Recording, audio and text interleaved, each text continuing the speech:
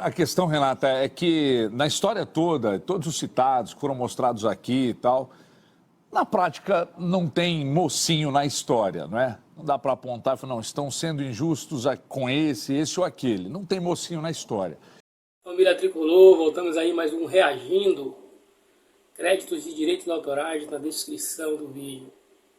Eu não posso falar com minha esposa. Não pode, eu ia pedir Ô, pra você Souza, contar. o que pensar em relação ao São Paulo? Se o Ramos Rodrigues tem que ter essa oportunidade, e como seria na cabeça do Thiago Carpini, como é que eu entro com ele como meia esquerda? Porque você tem o Caleri e Luciano, você tem o Michel Araújo, você tem o Elton Rato se jogar, você tem o Alisson, você tem o Pablo Maia, você tem o Rodrigo Nestor se voltar também, né? Que seria importantíssimo pro São Paulo. O São Paulo é um baita time, Souza. Cara, Cara não, Souza. Com o dedo que você fala comigo, te quebra a cara. Tá, desculpa, craque Neto. Desculpa. A Luísa ligou pra você agora aí, minha filha? Mandou mensagem. Então, o Você Rames... não tá pegando minha filha, Souza?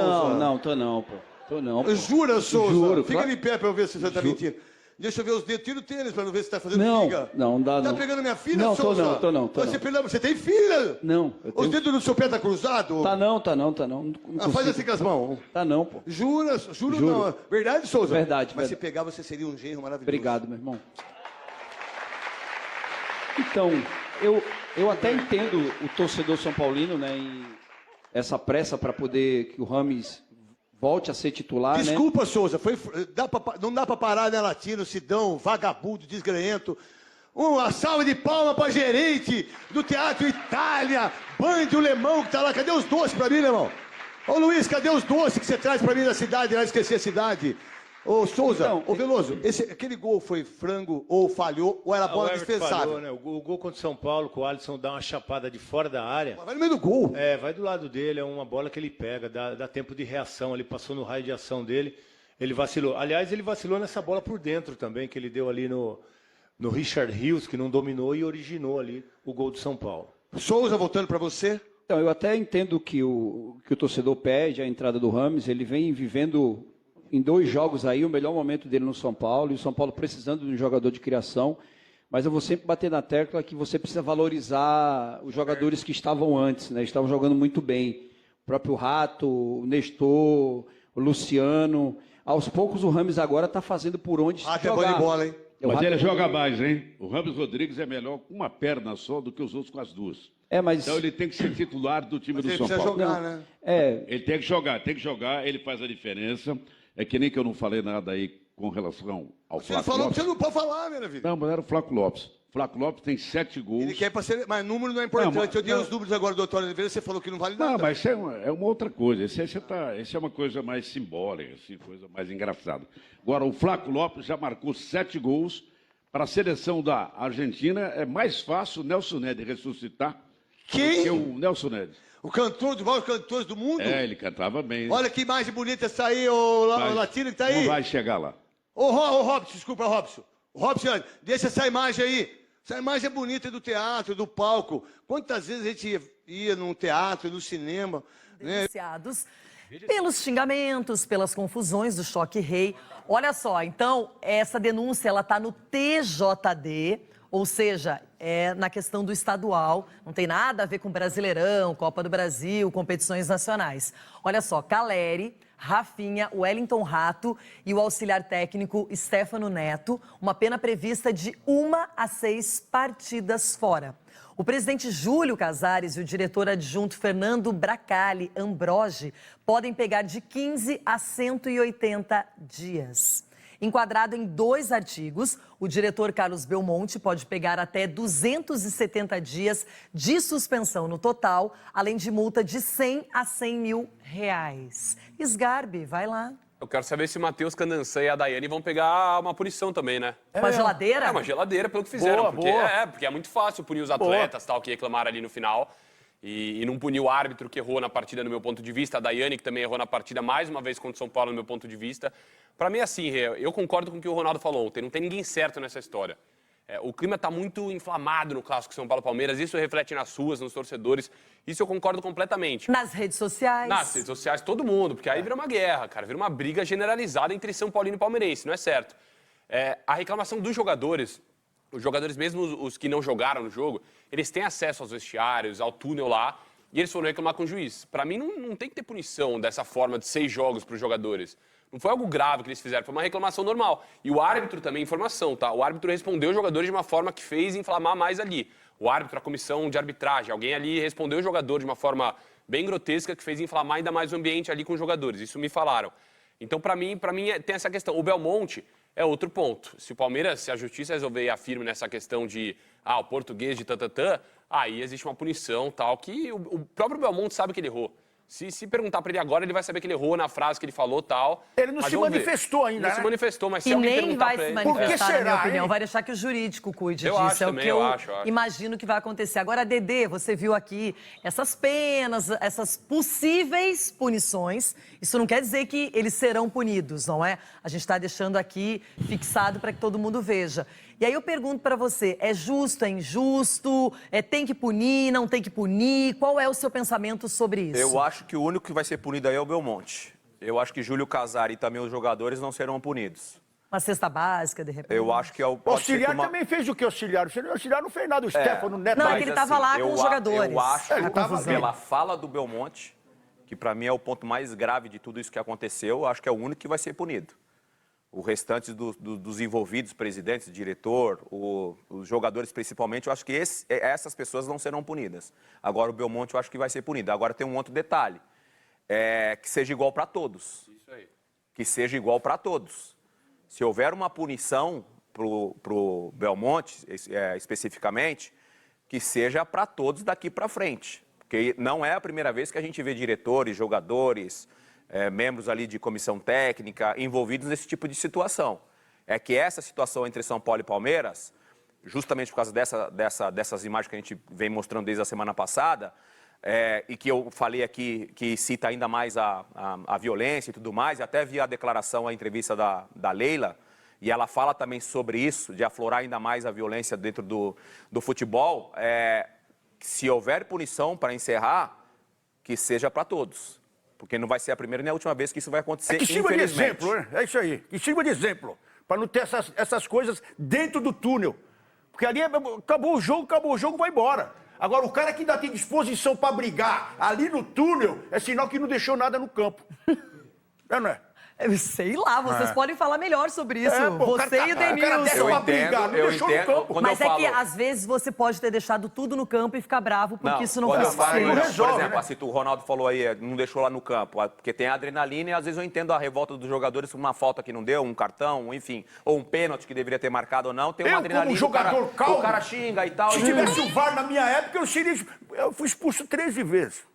Na minha época, se tivesse o VAR, se tivesse o VAR, eu seria expulso uma só. Será que você foi o goleiro mais expulso no mundo? Rapaz, a maldita produção já vai levantar. Olha. Daqui a pouco a gente vai descobrir Meu isso. pai do Agora, céu. João Paulo Capelanes, rolou uma história aí divulgada pelo jornal Folha de São Paulo, que ontem teve uma reunião secreta entre Júlio César Casares, Leila Pereira e o presidente da Federação Paulista. Eu quero saber se isso condiz com a verdade, qual é a história real. Será que temos um princípio de paz por aí?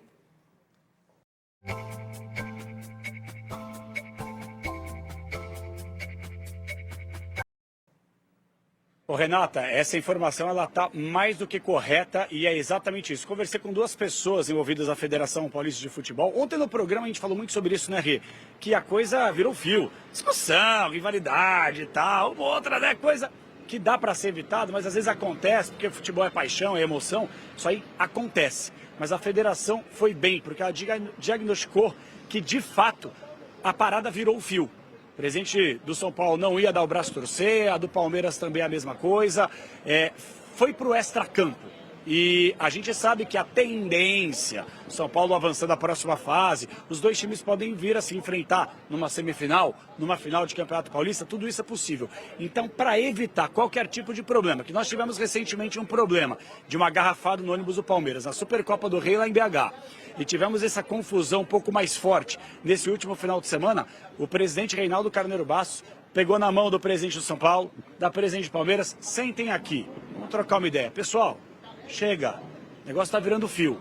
E os 2 se cumprimentaram, se entenderam, até porque há 2 semanas a gente falava aqui, os dois estavam abraçados, amigos, trocando até possibilidades para eventualmente um usar o estádio de outro usar o estádio de um. Então, os dois selaram a paz. E a tendência, atenção, isso aqui não está confirmado. Eu até mandei uma mensagem para um pessoal do Palmeiras aqui e não me responderam. Mas a tendência é que até mesmo o Palmeiras não leve adiante aquela questão envolvendo o que vocês falaram há pouco do Carlos Belmonte, tá? Só uma informação que não é oficial, o Palmeiras estuda colocar o Belmonte na justiça por uma questão de xenofobia, mas pela reunião que foi muito pacífica ontem entre os dois presidentes, a tendência é que eles coloquem panos quentes e isso não volte a acontecer, é o que a gente torce, porque querendo ou não, né, Rê? Essa discussão entre as lideranças dos dois clubes acaba inflamando a torcida ainda mais, né, Rê? Everton Guimarães, essa é uma situação que o Denilson e o Sgarbi estavam lembrando do caso do Alessandro, que era gerente do Corinthians e que foi lá cobrar diretamente. Eu acho que nem ele tinha. Errou a sala, ele não é. O VAR nem estava então, dentro da Neoquímica Arena. Aí ele foi lá e cobrou. Mas aí a punição dele foi de pecuniária, né, dinheiro e alguns dias afastados, é isso? Parece 10 mil reais em valor, né, em dinheiro e 60 dias de punição. Então, será que vai acontecer alguma coisa agora nesse sentido, ou mais pesada, ou nada também, Everton? Qual é a sua opinião, principalmente em relação ao Carlos Belmonte, que o microfone captou exatamente o que ele disse para o Abel Ferreira? Lembrando que não foi diretamente, não foi na frente do Abel Ferreira, mas todo mundo ouviu e sabe o que ele disse. A questão, Renata, é que na história toda, todos os citados que foram mostrados aqui e tal, na prática não tem mocinho na história, não é? Não dá para apontar e falar, não, estão sendo injustos com esse ou aquele. Não tem mocinho na história. Agora, são coisas que me chamam a atenção. Essa do Belmonte, eu acho que eles vão apaziguar, o Capelani já falou, acho que essa reunião vai acontecer, se é que já não aconteceu, e eles, uma conversa, pelo menos primária, e eles vão resolver isso. Até porque as instituições perdem muito com essa guerrinha besta de argumentação e etc e tal. Não tem santo na história, não tem. Seu Calé já deu tapa na mão de torcedor, Rafinha já saiu falando que árbitro era torcedor não sei de que time e tal. Não tem santo na história, Renata. Agora, eu fico vendo a questão do Tribunal de Justiça Desportiva e sempre vira notícia depois dessa confusão, e é normal que vire. Como seria bom, né, Renata, que a Justiça Comum tivesse a mesma velocidade nas ações para punir os torcedores / delinquentes que fazem o que fazem aqui fora, né?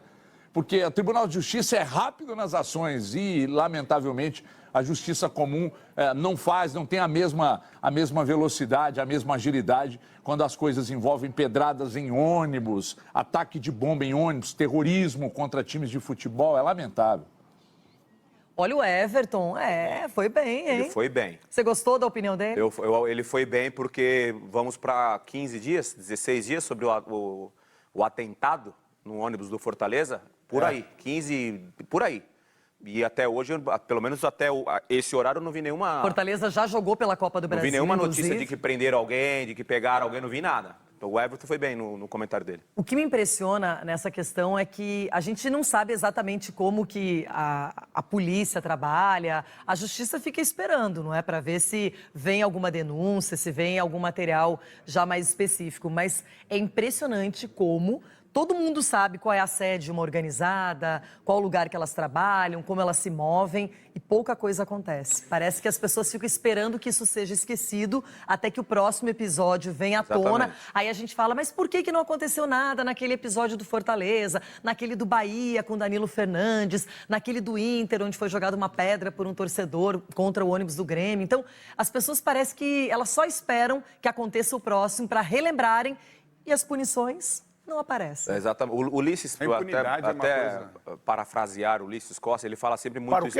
parafrasear. Olha! É isso, hein? Porque ele fala muito, né? Mas ele fala muito sobre a punição, né? Quando a gente entra num assunto ele fala impunidade, exatamente. A impunidade, e é isso que acontece no futebol. Agora, parece que a lei é diferente pro futebol, isso que me chateia, você tá entendendo?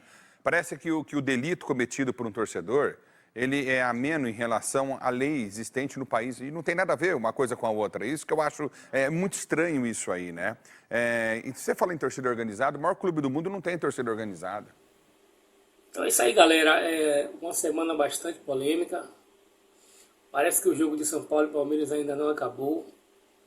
Mas verdades foram reveladas, né? Inclusive aí a CBF veio com a pauta aí informando que realmente o árbitro Candesan, se não me engano o nome, foi equivocado tanto na não marcação do pênalti de Luciano, quanto na ausência de expulsão ali de Rios. Isso todo mundo já sabe, né?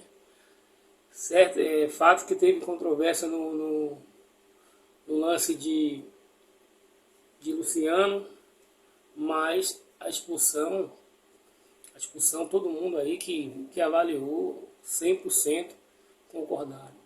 E eles discordaram também de que a falta de Murilo realmente aconteceu. Eu também concordei na hora do lance, tranquilamente. Mas o fato é que o São Paulo foi prejudicado porque poderia ter sido um gol, um a menos, um jogador a menos do Palmeiras.